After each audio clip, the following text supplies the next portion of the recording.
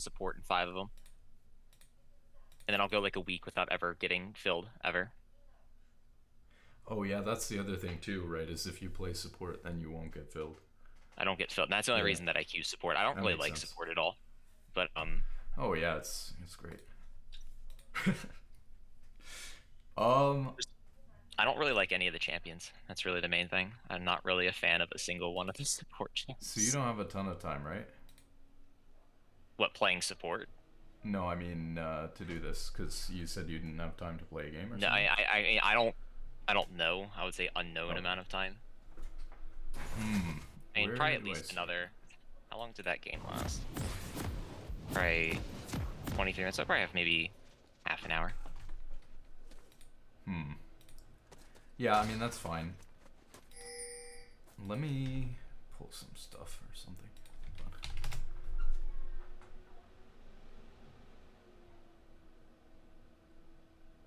On the off chance I say something smart, do you mind if I like record this at all? Sure, go for Okay, it. cool. On the off chance I say something smart. Let's see. So I have. I mean, I'm kind of like a Braum one trick, but I do play other stuff. I wrote a guide, and then there's like general stuff at the beginning of the guide, and I think that would be helpful for understanding some stuff about support. Yeah, The main thing that I think really helped me climb on support, would help you play support better, is and I mean, I guess probably this applies to the whole game in general, but I guess holding your abilities until you can counter what the enemy is throwing out is like really, really important. And it sounds kind of dumb when I say it, but that like shot me up really, really high, especially with a champion like Braum, because some of his abilities counter stuff so hard. You know, like you're an Ornn player, right? Like the most yeah, obvious yeah. example I can I am give well aware. is like, yeah, like fucking, waiting until Ornn ults and then using E and like before I would Yeah, just kind of throw up E because I could block a few auto attacks or like I felt threatened in a fight, and yeah, now I'm just not using that until until an Ornn ults if Ornn is ever in yeah, my yeah. game. There's only 4 champs. Like it being an Ornn play, there's only 4 champs in the game that actually scare me. And that's Fiora, who I permaban, and then the 3 Windwall champs: Yeah, Samira, Yasuo, and Braum. but this game played out really differently. I don't know if it's helpful to go over it actually. Like you were saying, like is support just about like perma roaming or about following your jungler around? And I don't think that it's always that way. The reason why this game played out that way was because when we invaded level one, we like stayed for a long time in your guys' bot side jungle. Well, I was actually kind of griefing. I do this all the time, but I just stayed there by myself basically, which was actually kind of dumb because I probably shouldn't be able to sit in your guys' bot side jungle by myself. But we basically spotted out that your jungler hadn't started. I guess I could share the game. Into Yeah, he started top, I he think. started top, which was actually kind of, well. I guess it makes sense because maybe he thinks we're starting here on his red. Yeah, the But I basically we had a word, and I just sat here, and Graves, basically the our Graves just played this really well and like beat the Kazakhs in thinking about how this was gonna play out. Like he beat him in tic tac toe, Like Kazakhs definitely thinks that we're starting his red, and then he's just gonna go vertical and take Graves red, but then he gets fucked because we see that he didn't start this. Graves just goes and starts his red, and so now Graves isn't going to have his red up here when Kha'Zix goes to invade. Let's see, what did Graves do? I mean, I think this is pretty much all Graves, but he took like a really weird path, and he went. I don't even think this is good. Probably he went from his red to the other red, which is kind of grief. I think that's not very much XP. I mean maybe. And I then have we no idea. we just got priority in bot lane, which actually, I mean, that's just pretty natural for this matchup, right? Like, I'm used to getting shoved in all the time on Braum, and luckily because Jin pushes with his Q pretty well, and Ezreal can't push as fast because he's single target versus Jin's Q. We should just get the shove in this matchup pretty much every time. Yeah. And because we got the shove, I feign like I'm just gonna, go for kind of a standard ward or something, but I'm actually trying to link up with Graves because he is like we know that even if Kha'Zix doesn't show up here, like we're just gonna take his Raptors for free, and then I'll come back bot lane and like our waves and then for Jin's not doing anything. The rest of the game, this was my fault. The Kha'Zix, I think, probably 70 times in this game. Yeah, I mean, basically he would ping me until it would go on cooldown, and then the moment that it was off cooldown, he would then start pinging me again, and then it would go on cooldown. And honestly, like, we didn't even play this perfectly. Like, Jin's still bot, which is kind of grief, because we're about to, like, we're actually 3v4 versus you guys. And I nearly die. I'm actually pretty lucky to get, oh, I died. I did die. Yeah, then like I said, so this is actually pretty rough for us. Passive might be the strongest passive. Honestly, I think probably. Pretty strong. But then Jin links up and then kills everybody somehow. Yeah, I mean, honestly, I guess this. I'm also probably one of the people. I hate Jin. I'm probably one of the very few people in the game that actually I legitimately hate him. I think he's awful. Oh yeah, I think Jin's awful too. Like I just don't think. I mean, his design is good, but he's just so violently overtuned at all times that it doesn't really matter. It covers for the fact that he has such a good design just by balance. Because he probably is the most popular AD carry. He's just kept in a permanent state of 53% win rate. I think this really, more than anything else, actually, this really set Kha'Zix behind, and it probably tilted it. Like, it's not that big of a deal. I actually just I was in the smoke screen, so my Q just waxed the wall. I'm sure you probably saw that. Like I'll be in the smoke screen, and my hook will just whack the wall. It's like, oh, okay.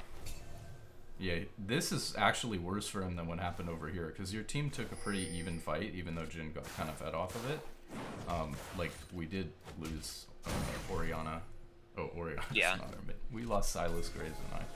So it wasn't that bad, but him getting chunked like this was really bad. Let's see, why am I linking up with our jungler here again? Oh, because my AD carry's in base. Actually, our wave's in a bad spot. Like, you guys have this frozen for now, which is good. But yeah, my AD carry was just in base, so I had nothing better to do. And then Graves was pinging that we can invade, and he was low from before, but actually jungler was what was the end heal the whole. So we actually don't do a ton to him here, but we do get the Krugs.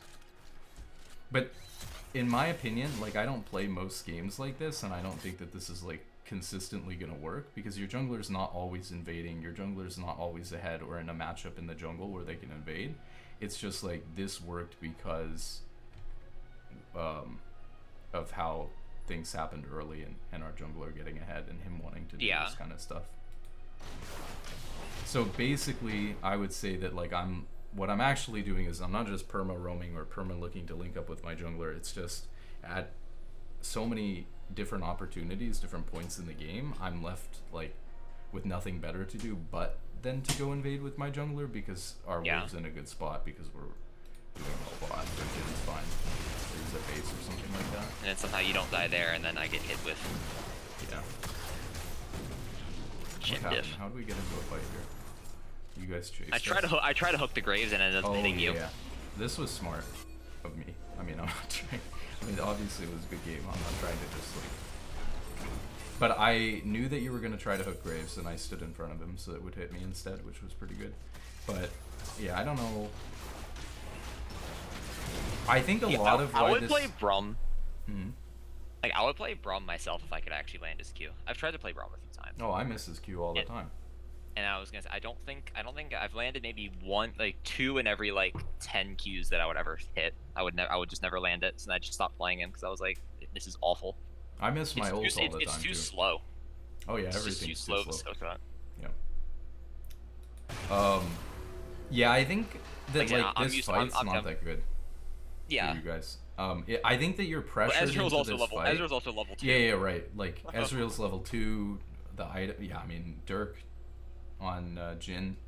Yeah, and I was already pretty annoyed by this point, because that's too long, so it's not that bad. But Yeah. I mean, what I was gonna say is that Kha'Zix is pinging like crazy, and so like psychologically you're pressured into trying to do something here. But you could have just like, this is totally fine to let us go here, because the Krugs is already gone. We're not fighting over anything, and obviously if you look at like the levels and stuff, we have an advantage. And you guys are only down like 400 gold, so it really doesn't matter. But then like getting double killed here just sucks really bad. And like it's understandable because Kha'Zix is being like crazy, but it's pretty awful. What happened here?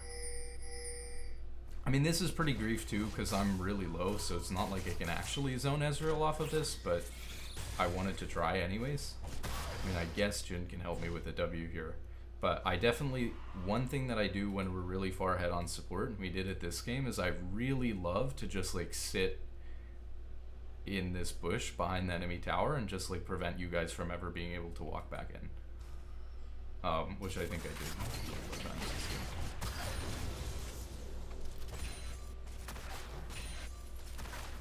Yeah, so yeah, I've just never like. I've always like. That's the main reason that I've always support secondary is just because I don't want to get stilled to like jungle. Oh. So it's like support. It's just kind of like the lesser of two. Is I'd rather just play support a role. Again, if anything, I'd much rather keep mid secondary. I'd rather just play like Ornn mid, or like Garen mid, than play support. See, this is like the same thing again. I just show up in mid. We actually don't really do much here. In fact, I think Graves loses all of his camps topside here. Because our mid laner died. But... oh god. But yeah, I just showed up mid and like, got Targon stacks with the wave because my AD carry was in base again, and now I'm coming down here. Oh, this is kind of important. One thing that I really like to do is rather than just walking straight back into lane, even if I'm walking straight back to bot, like a lot of supports or people will say just always walk mid, but what I like to do is kind of gank my own lane constantly on support. And so I love to not just like, how do I put this? Like, especially at our rank, isn't the game so much about knowing where people are on the other team? And so if you just walk back into lane, I feel like by showing that you're back in lane, you're giving up too much for free. And so I don't like to just walk back into bot lane for free. I probably even just stop and sit in the bush here. Oh, I did for like half a second. But, oh, 'cause maybe I have to get the cannon or something. But anyways, I don't like to walk straight back into bot lane for free. I always like to like come around through the river in case like the enemy bot lane pushes up too far. And so if you guys had gone in on Jhin because you think it's a 2v1 and didn't have a good sense of when I was going to get back, or I mean, I guess I showed mid, so I guess you guys actually should know I'm over here. But that's the idea. Even not in this situation. Like, if I was walking straight back bot, I'd, like, walk through the river, come through here, and then maybe there's a chance you guys go in on Jhin or push up too far, and then I get behind you. So I do that all the time, like, hiding. Some of that is... like, sometimes I'll try to just walk into lane as well, just because, again, like, since I do play top... like, I've tried to, like, I'll try to, like, gank mid and stuff where usually 99.9% of the time there's vision somewhere, and they see me. So it's like, especially against something like Ornn, you can't really run around very fast. It gets really annoying because it's like, okay, then you walk back and forth and back and forth. It's 380 movement speed with tier 2 boots. It's not feasible.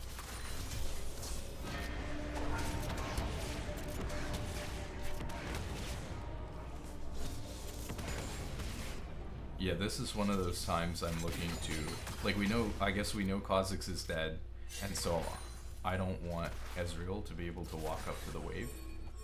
And so I want him to have to play back here, and so I hover in here where he can't see me.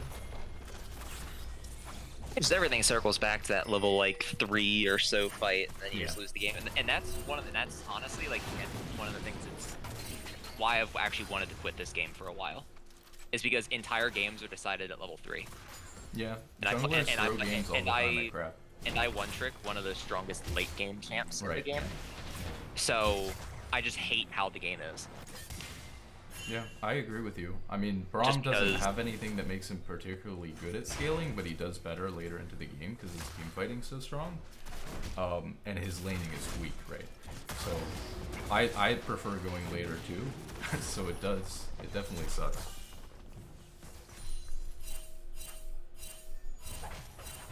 Yeah, that's why it's fun when you have a champion like Graves or something like that on your team. Makes the game free.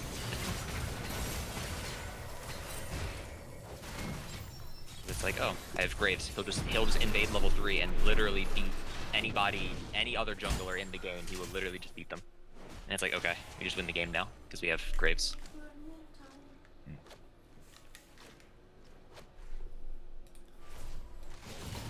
I mean, this wasn't even like a good play from us. I mean, I knew my limit well, so I didn't die, but... Oh, here I go. But they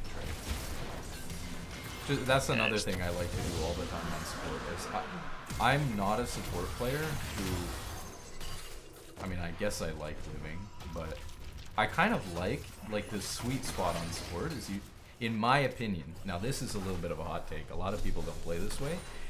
I think you should be 0-6 every game on support. I think that's really good.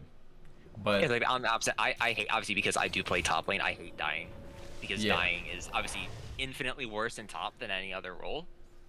I love dying on support. I mean, I'm a little bit crazy, but I'll tell you right now, I love missing XP. I love dying. It's too broken. And that's because of the role, obviously, like the catch-up mechanics and the way the role works, not needing gold or levels. You know, like we talk about, like ADCs need items, they need gold in order to scale. Mid laners and top laners, you need levels, and then supports need absolutely nothing.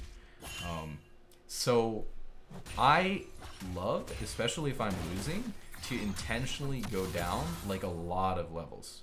Because if you get behind, I think it's like 2 levels below the average level in the game, then you start gaining the bounties and whatnot. Catch up XP, and for the objective bounties, yeah, exactly the reason why like top lane support or whatever garbage works, because it thinks your team's behind when you're not. I never actually played against that. I've never played against Smite top ever, even when it was like rampant, quote unquote. I never saw it once. And then it's the same. The reason why I say 0-6 is a sweet spot is because, and it kind of made me realize how actually bad KSing. I always thought like, okay, if I pick up 1 kill, you know, it happens. Sometimes you have to finish the kill or whatever, but it actually really sucks because on support, like even if you're doing well, it's pretty reasonable for you to die like 6 times in a game if you're like involved in fights and stuff like that. I mean, if you know your champion's limits really well, of course you can have games where you die like 1 or 2 times, but you become worth so much less and less gold that once you bottom out at like 6 kills or 6 deaths, I mean, without getting a kill in a row, you're worth like 170 gold or something like that. And then once I hit 6, I basically just said screw this Ezreal because he just kept pinging me over and over again. I just never came back. You know, I just sit here and try to keep him off of the tower. Jhin could have played this better actually. He did a bunch of damage to the tower, and then he realizes about this point that he should just not hit the tower anymore and let the minions continuously die to the turret. If he hadn't done some damage to this turret and would have left it with more HP, we could have held Ezreal here like this for a long time. It would have been really bad.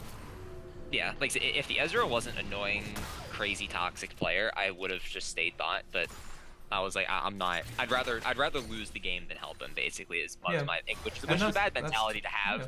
But it's fun. I do it all the time. It was like I'd rather just lose than try to help this Ezreal out because he was just absolutely driving me nuts. And it's not like you're exactly trying to lose. I mean, you still have a chance of winning by helping the rest of your team out, right? Yeah.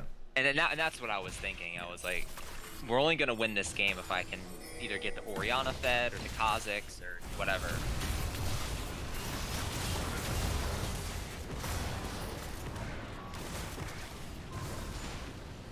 And Graves somehow kills me. Oh, because you land the Q. Yeah, the passive. Unstoppable. And Graves is not a very fun champ. Yeah. Braum also, because of the passive, has synergy with so many different champions. Honestly, going into this, I actually thought we'd be fine because I feel like Jhin is not one of those champs. Yeah, luckily, I mean, I actually hate Jhin, but luckily, it doesn't really matter too much because if I auto Q, I'll get 2 stacks of my passive on my own. So it's not too hard for Jhin to pop the passive because it's only 4 autos. It's not that much. Let's see. I mean, yeah, I mean, this game isn't too good to review because obviously it just like snowballed really hard out of control. But I would say like big takeaways is that, I mean, a lot of this, like you said, snowballed from what happened with the jungle, like him getting invaded at his raptors and then his Krugs and then getting tilted and having you guys fight when you were behind, you know, at this bush. But I would say like huge part of it is I just didn't, the things that I didn't think about before on support that helped me improve so much were like ability timing. Like when I was watching, I actually learned it from watching Tyler One play, because when I would play before, I would like, you know, use all my abilities comfortably. Probably I was so comfortable playing my one trick champion that I would spam my abilities because I was so comfortable playing my champion. Like I had built bad habits and, you know, knew that, you know, so I'd throw, I mean, really stupid stuff. I'd throw a Braum to block like one auto attack and stuff like that, you know? Yeah. And I think that just comes from playing a champion for so long that you just get way too comfortable on it. And I watched him play and I was like, why isn't this guy pressing? He's not pressing any buttons. He could hit them with an ability right here. And it's not really about hitting people with an ability. It's like hitting people with an ability at the best time you could possibly hit them with. Well, that's why it's like occasionally I'll play Blitzcrank, and it's kind of fun to just walk at people with Blitzcrank. Right. They'll just walk away. You can just stand there and just like emote on them, and they're not gonna hit you. They're not gonna try to do anything to you. But the wave management's really important. Like you've got to know when you need to be shoving in your wave in bot lane and getting it into the tower and then recalling. It's like a delicate balance. I'm sure it's the same thing in top lane. It's just a little bit of a different dynamic because of how fast you can push in the lane, because there's one person instead of two. But so that you don't die there either. yeah, you have to know how many plates, you know, you can take. And so a lot of times people really screw over their lane bot because they take one plate too many even when they're ahead, or they you know, they give up a plate they could have taken, or they don't shove a minion wave in properly and then they recall. You know, it's probably the same stuff that's happening in top lane. It's just learning a different set of rules about how much time you have, I guess. So I'm always thinking, like, when I look at this play in between the turret, for example, one thing that's, and this is completely different to top lane because you're on your own, what I really like to see is when the enemy team, when their bot lane has like offset respawn timers for their two bot lane champions, even if they back at separate times, because that's when I can like get in between their turret and abuse them and like prevent them from getting up to their tower and stuff like that. If, you know, the support is dead but the AD carry is going to be coming back to base, or let's say we fight 2v2 bot and like the ADC dies like 15 seconds after the support. Well, the support's going to respawn and then they're going to be back into lane and their AD carry is going to be, you know, like way back here. They're not going to be back there, yeah. them. And so I'm going to try to fight their support as they come into lane, or even prevent them from coming back into lane, or like really catch them off guard by getting behind them here. If I can, and I know where the jungler is and stuff like that. And so if you get ahead, you can really, really punish people when they're offset like that. Yeah, that kind of stuff's important. Yeah. And that's the thing too with like support, it's like I like the engaged like tank champs, obviously, because I can play Ornn, other tanks on top. They really aren't that good. Yeah. Like most people that I know that have climbed on support have just play enchanters. Like a good friend of mine, he's actually hit masters. He's a support main. Basically, at least what he plays now, he basically just plays like tank enchanter Senna. Yeah. Or like he'll play Seraphine, or he played Rakan for a long time, but then he's just stopped playing Rakan. Because again, I love Rakan. Rakan's probably my favorite support. But once again, he's awful. He truly is. Yeah, just a bad. Just a bad. It's really unfortunate, actually, how much more powerful the support champions that nobody really wants to play. It's like Soraka and stuff are so much stronger that like they provide so much more to their team than Braum. It's so depressing, actually. And I feel I don't want to play. Yeah. Yeah. We're the same because I mean, if I was playing top lane, I'd be playing, you know, tanks top. I'd be playing Malphite and Norton and stuff like that. I'm just used to having the HP, and so those are my comfort champions. If I was in, well, really something like Shen, but Yeah, because like, I mean, for a while I played bruisers. Like when I first started playing the game, I played a bunch of like Garen, Set, whatever. Then I stopped playing them once Riot got rid of the dash on Stridebreaker, because then it wasn't fun anymore. here's another thing I'll say, like what I'm doing now. I mean, this part's probably pretty obvious, but like if you're ahead, you know, like ward deep into the enemy jungle because your objective becomes taking the enemy camp. Yeah, wards and whatnot. Like the last time I played support, we just got camped. Basically, our jungler, I was duo with the jungler that I had. Basically, the idea was that he was playing Volley, I was playing Nautilus once again, and we had a Jinx. They had Ezreal and Zyra. Basically, Volley just camped. We won the game because Jinx got 18 kills. Yep. Our Lucian mid also got 18 kills, but support really, even if becomes really boring at this part in the game. Like, I swear to God, support recalls more than any other role by far. And you have to replenish your wards. You just replenish the wards. So I spend pretty much, once laning phase is over, like laning phase is kind of fun. Once laning phase is over, my game plan is literally to like look at what, you know, the next objective is that's coming up, and then I'll like go to base, get wards. I'll like throw 3 wards and a pink ward down, and then I'll back, and now I have wards again. Wards. And then I'll walk back there.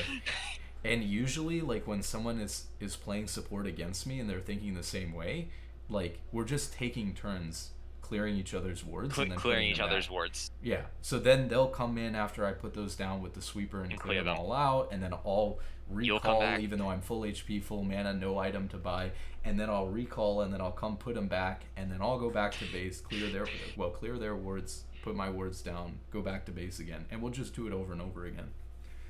Until somebody screws up, or I guess the objective comes up, or somebody on our team decides to actually help us. I've played Ornn mid a few times, and it's honestly not too bad. The only thing is that it does kind of throw off your team comp a bit if you don't have, if you're playing, like, at least the last time that I played, I was against Igone, so it worked out. Basically, it was just top lane matchup mid. But let's see what I wrote on this guide or whatever. Sometimes I'm against like a Malzahar, it's like, oh, okay. That's not really. I like Kassadin.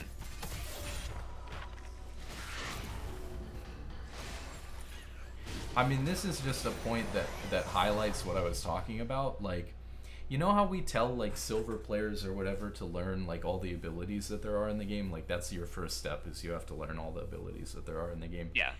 For us, it kind of gets hard, but you have to learn how every single ability in the game interacts with every other ability in the game. And that's crazy because when you actually do the math, let's say there's like 700 abilities and passives and stuff like that in the game, then it's like 700 times 700. So it's like 700 squared, which is, let's see, 490,000 different ability interactions, and most of them are pretty standard. Like if Caitlyn threw Q at a Sivir and she threw Q at the Caitlyn, nothing special happens.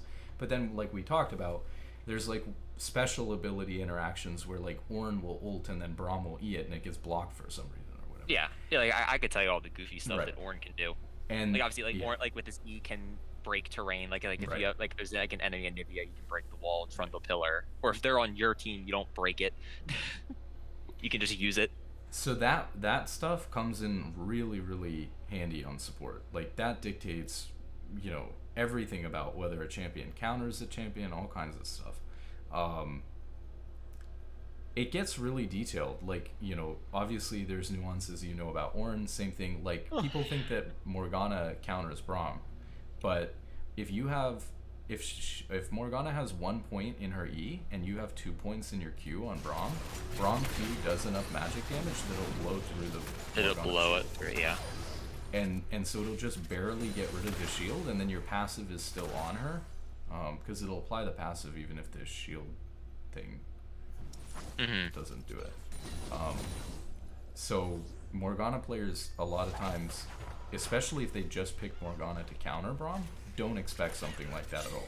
And so there's so many little things like that on support that just completely change the dynamic of how the matchup goes. Oh, I can actually get Mastery 7 on Nautilus. I didn't realize I got the 3rd token. And I have Mastery 7 on Nautilus. Yeah, now you're officially good. True. So that stuff's crazy. I mean, I don't know how many of them actually are, how many of the, you know, whatever 1,000 ability interactions are actually important, but there's so many of them that we don't know for like other champions that aren't relevant to us or whatever. It's probably insane the amount you could learn. He's now my 10th Mastery 7 champ. Yeah, it's definitely good if you're sticking with the champion, obviously. Yeah, it's like if I'm support, I'll only ever play either Rakan, Nautilus, or Blitzcrank. Yeah. Because, you know, there's a reason why I keep living with 1 HP every time, and it's because I've played way too many games of Braum, and so, you know, just like you do on one probably all the time. It's like so easy when you're one trick to live with 1 HP because you know exactly how much damage everything does to you. And it's so good too because people get baited really, really hard in this game. Like even at this Evo, people get baited all the time. Yeah, it's like one of the best examples of bait, at least that I know, is Ornn with Mordekaiser. He's super popular right now, so I can actually abuse this pretty regularly. That if you just press R, he'll try to R you to try to get you to not be able to knock it back. But if you just press W, then he doesn't have his R, then you knock him up and you just kill him. Because Mordekaiser without his ult is not great. You can cancel the Mordekaiser ult when he uses with it your W, yeah. Because your W makes you like displacement immune. Yeah. His ult doesn't work. That's kind of crazy. But I mean, I guess this is just something like I said that comes from one tricking the champion. But there was an AI or whatever that they had to play Dota or something like that. And the way that the AI played was it like sandbagged people. It would like play bad and like intentionally trade all of his, like almost all of his HP away in like slightly losing trades. So it would like, you know, get you low but it's actually lower or something like that, and then it would take you in and start playing perfectly and kill you. Because even really good players would get so greedy when you're low HP that they would just kill themselves. Yeah. So I guess that's just like super abusable. I actually didn't do it this game. I'm trying to switch runes, but I used to run. Braum's really good at baiting like this because he throws up his E and then, you know, he literally can't. Like, as long as you know you're only getting hit by one thing, you know that you can walk up at 1 HP and make sure that you're gonna get hit by one thing and still not die. So his E is really good for baiting people, especially AD carries. Sometimes you'll throw your E up when you're really low on Braum, and it looks like you're one auto away, and then it's like, well, they gotta break through, you know, the first thing that gets blocked, and then maybe it'll actually be tanky enough to live an extra auto. But I used to run Biscuits and Time Warp Tonics. Probably, you know, I mean, you're familiar with that on top, and obviously it was broken. Biscuits, and yeah. nerfed it. I get Biscuits every game. So I'm trying to transition away from that now because it got nerfed. But I would run that on Braum, and I mean, you can imagine, like, what I could do to people. Like, these 80 carries would be like, oh, he's one auto attack away, and then all of a sudden I gain 200 HP, plus I have my E, and now I'm actually like 4 auto attacks away, and I'm just screwed. Yeah, like, mostly, I mean, at least for Ornn, the Biscuits are necessary to actually survive. There's a lot of champs. Like you're not going to survive versus an Aurelia without Biscuits. Yeah, a lot of my matchups on Braum are really bad. I mean, Nautilus is one of the few champions I can kind of go even with, but most of the time I just get shoved in and lose lane and die. And it's actually pretty frustrating because if you look at what junglers do, like, I feel like 95% of the time, even at this rank, junglers just start bot because they want the 2 people pushing them. Yeah. And they path top every time, regardless of what the top lane matchup is or what the bot lane matchup is. And I feel like if you're jungling, you should like think, okay, my top laner is going to get shoved in, so I'm pathing top to gank them and help them because it's going to be gankable. Or yeah, like for example, yeah. Mm-hmm. Yeah, like most like obviously because since I play Ornn, I Right, just use Ornn as an example for everything. Usually get shoved I, in. I get shoved in Right. most lanes usually. Again, Ornn's early is good, but yeah, like if you're against like a Darius or a Camille, Aurelia, Kled, you're gonna get shoved in. Obviously, really the only times you don't get shoved in is if you're against like another tank. Like if I'm playing Ornn into like Scion, for example, or basically any tank that's not tank. Exactly the same for support. Like on a tank support, I'm pretty much, unless they like really screw up and take that trade level 1 or something like that, they're pretty much always shoving me in, and we're losing priority in the team. And then Braum on top of that, probably like Warren too, has really good gank setup. So it's really grief that the junglers don't just come to my lane every single game. I mean, I know that sounds kind of greedy, but I get shoved in like 90% of matchups, but like only 10% of the time my jungler's coming blind. Yeah, it's like really most of the like usually I just tend to just kind of shoot my jungler away just because usually it's not necessary. Yep. Like Ornn going even is fine. Like I don't need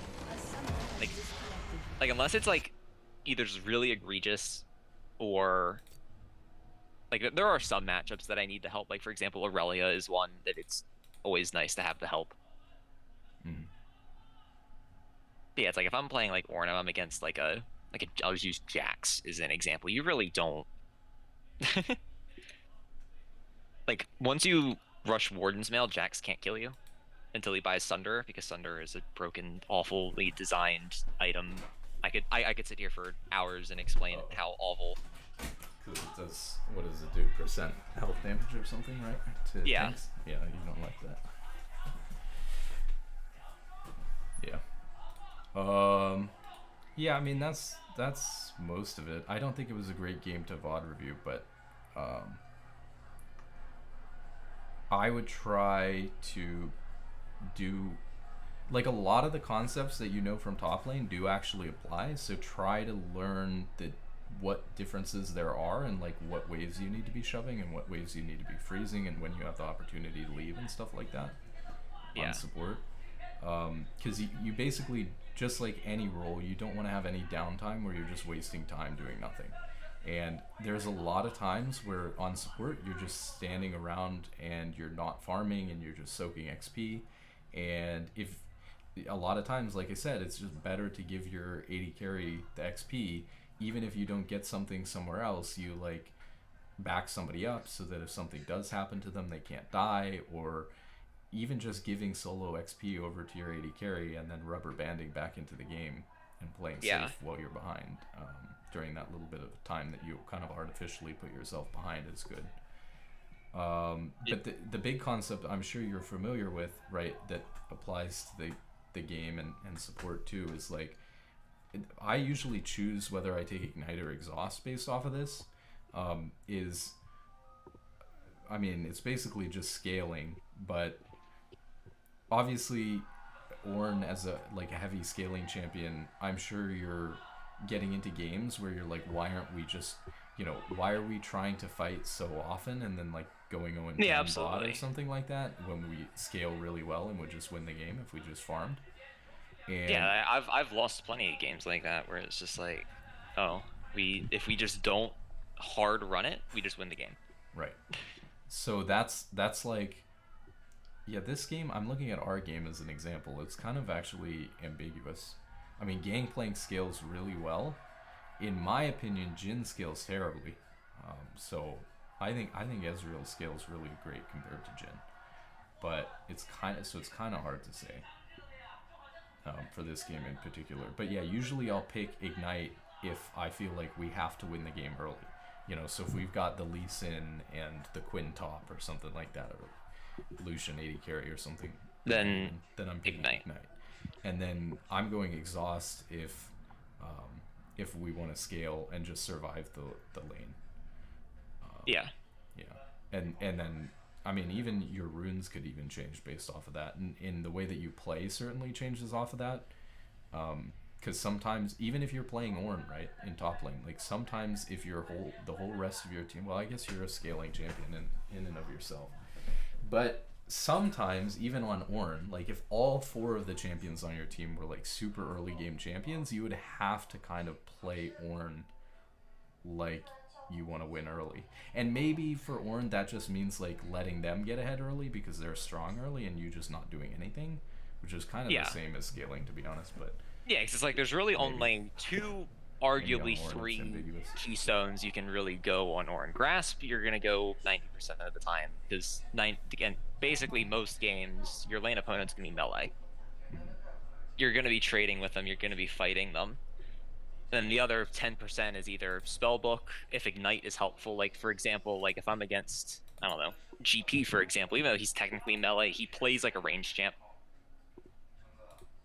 You're never gonna really get an auto range of a GP in Right. lane. I'll go spellbook. Swap to ignite. Ignite is obviously really good versus GP because if he tries the orange, it doesn't heal him for anything. Okay, here's another thing about support. The items for support are they. A lot of times you actually should be building like regular tank items rather than the support items. Unfortunately, there are very few tank support items for some reason. There's like 50 enchanter support items, and then there's like nothing for tank supports. Yeah, there's like Zeeks and Knights. It actually really sucks. And then like, the two Mythics. if you look at the mythic items, there's 4 mythic items, right? But 3 of them have ability power, have an amp tome in it. So that's unbuildable on a champion like Braum. Braum doesn't even have an AP ratio on his Q, right? It scales off of his health. It's his health. Yeah, so it's just his ult. Is the only thing with an AP ratio, which is never worth getting AP, obviously, because you barely ever use it. So these 3 items like are like instantly unbuildable. So the mythic selection should be like at least. Oh, well, actually, okay, I'm wrong now because they added Everfrost. I forget that item exists. Well, Everfrost is always mathematically incorrect. That might actually be a trap that you fall into playing. I mean, you built Locket that game, but. Or Even Shroud. Yeah. I don't even know what it's called. I just Evan Shroud. Yeah, this item is just bad. I built it in the last game that I played, mostly just because we were just so far ahead that I truly did not think that we needed Locket for anything.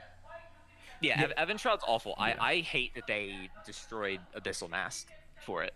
I just did. I mean, it's not like 100% definitive, but I actually did a bunch of math when they released this item on like whether you're blocking more damage with Locket or doing more with this, and it's like not even close. Like Locket's just way better. And I mean, there is a difference between doing more damage and blocking damage.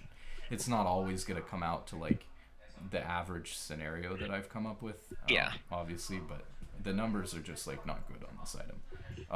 So I forgot that it existed, but there are actually two tank support items.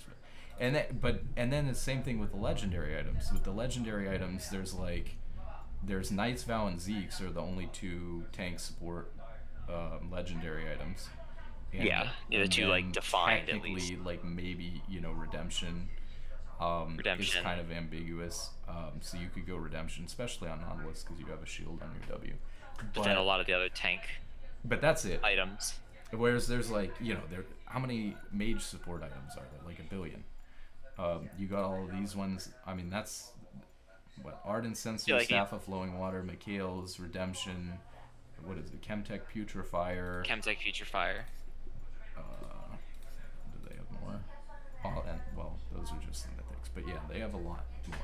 So a lot of times, like I was defaulting previously to just kind of building Locket and Knight's Vow on Braum because it just makes sense. But it's not actually that good. And Knight's Vow is okay, but it's not like that good. Knight's Vow is only really worth building if you have one really fed champion on your team that you really want to protect that doesn't have resistances. So like there was a game the other day that I built Knight's Vow on Ornn because I had like a 14 kill Kale. Right. I was like, I'm making sure that this Kale does not die. Actually Knight's Vow is great on like junglers and tanks and stuff like that in general, but people don't do it anymore. Junglers used to build that over and over again. I played against a volley the other day. We actually did lose the game that he built Zeke's second. because they had a super fed Twitch. Yeah. They won the game because they had a 17-4 Twitch, so he did not win the game. But So I often find myself, especially on Braum, building like there's so many games where like Frozen Heart is the move, you know, where like they I have like a lot of Frozen Heart. attack speed champions, and I wind up building Frozen Heart, you know, or they have one really fed champion, so I go Anathemas, or you know they have a lot of healing, and my teams never builds healing Yeah, reduction, so I go Thornmail, um, which is great because you know then Thornmail's applying healing reduction whenever we pop Braum passive on anyone, so that's kind of nice. Um, so yeah, there's just so many other options. Like even Abyssal Mask. Abyssal Mask is kind of people are people think Abyssal Mask is really bad, but it did recently get buffed too, and I it's actually think it's kind of nice in certain it's situations. not bad. It's just bad in comparison to Force of Nature.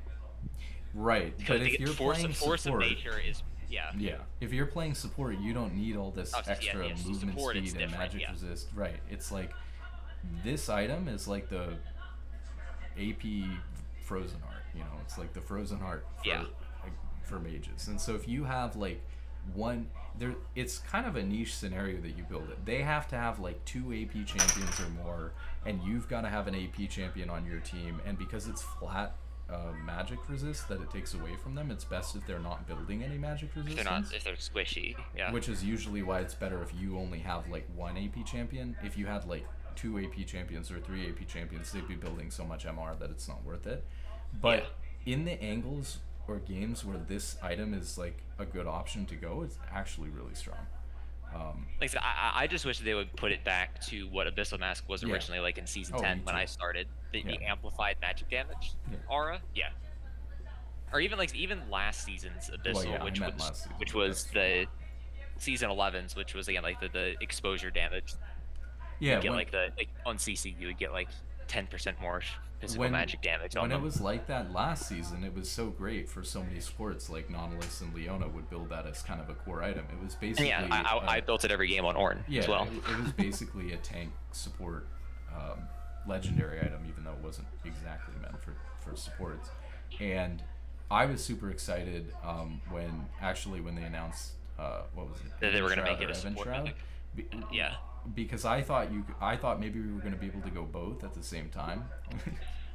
That may Yeah. have been broken. That would have been broken too much. Well, that would have been broken. Yeah. Oh, and wouldn't have made sense to have two items to do the That same did the thing. same thing. Yeah. So it made sense that they changed it, but I was disappointed, especially when I found out that. Yes. I guess two items that do the same thing in that way. Yeah. Like for example, like all like the Grievous Wounds items, they all do the same thing.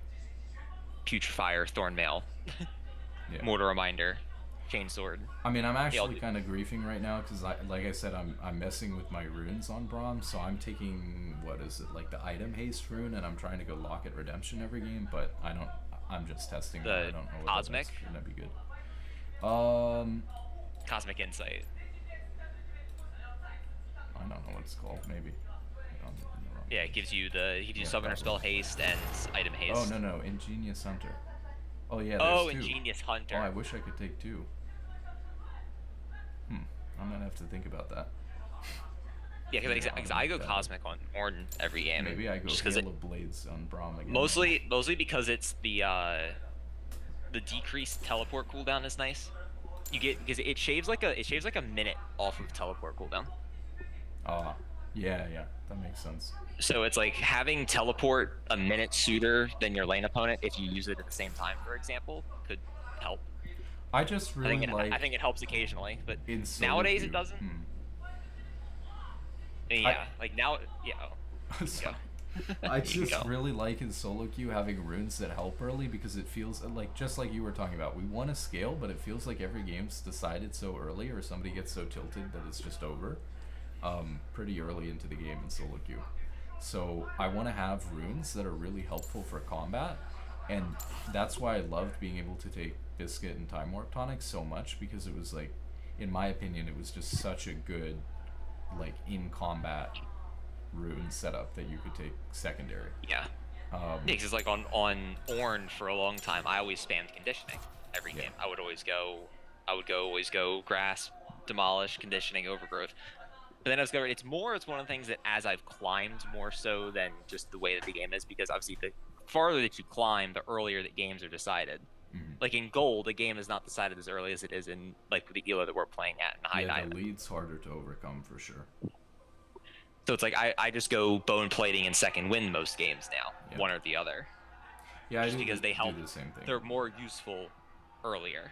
I was in love with conditioning because I was like, it's so much. It makes me so much tankier.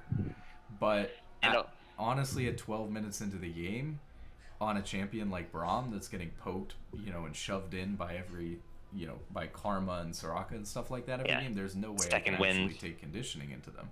Right, I have to take second wind, and then, like, if I'm into a support that's going to be engaging and we're looking to fight, or, I can actually win the lane, like, into a Nautilus or a Leona where we're going to fight and I could potentially win the lane, I want bone plating in order to actually do something before 12 minutes into the game. So so I honestly now I'm just experimenting with it, but I kind of like cheap shot, probably something you could do on Nautilus too, because this does a lot of damage.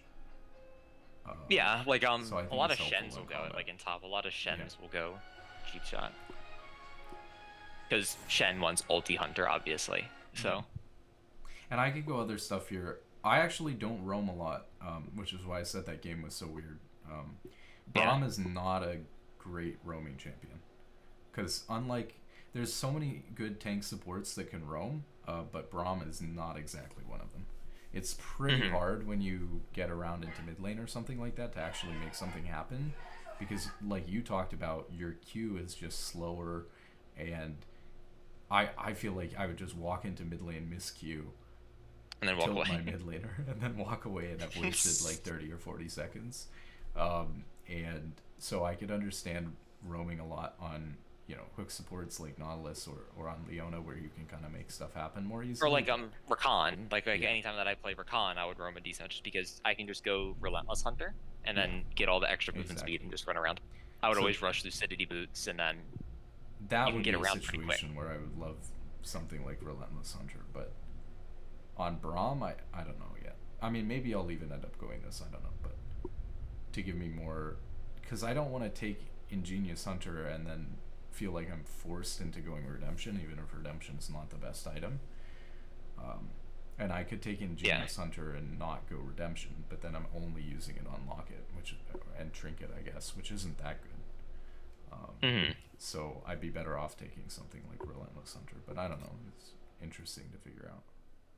All right, I've got to head out. Okay, sounds good. Thanks for the conversation. Yeah, it was fun. See ya. Yeah, have a good day. Bye. Okay, hopefully that was somewhat interesting.